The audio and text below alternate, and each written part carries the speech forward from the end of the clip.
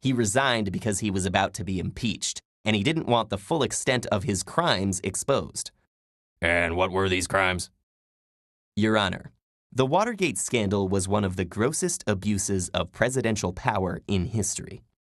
Nixon's men broke into the Democratic National Committee headquarters to wiretap the offices and dig up dirt on opponents for the re-election campaign. It was established that the president did not order this burglary. But as soon as he learned of it, he did everything to cover it up, while lying about it for months. Yes, but it was for the good of the country. He did so much during his time in office and could have done so much more without a scandal jeopardizing his accomplishments. Accomplishments? Yes, Your Honor.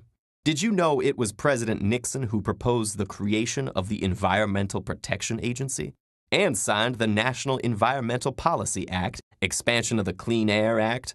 Sounds pretty progressive of him. Progressive? Hardly. Nixon's presidential campaign courted Southern voters through fear and resentment of the civil rights movement.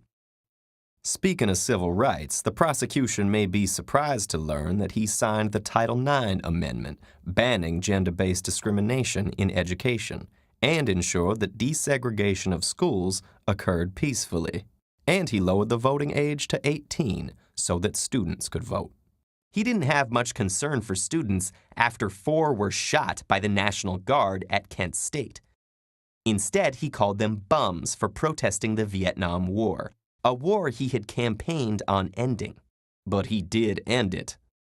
He ended it 2 years after taking office. Meanwhile, his campaign had sabotaged the previous president's peace talks, urging the South Vietnamese government to hold out for supposedly better terms, which, I might add, didn't materialize.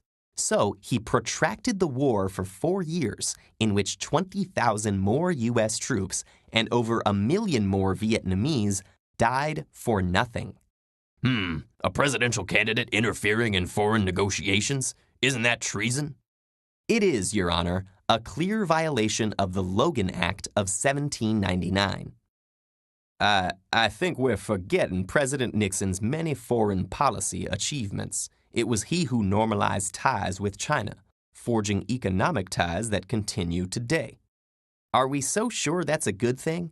And don't forget his support of the coup in Chile that replaced the democratically elected President Allende with a brutal military dictator. It was part of the fight against communism. Weren't tyranny and violence the reasons we opposed communism to begin with?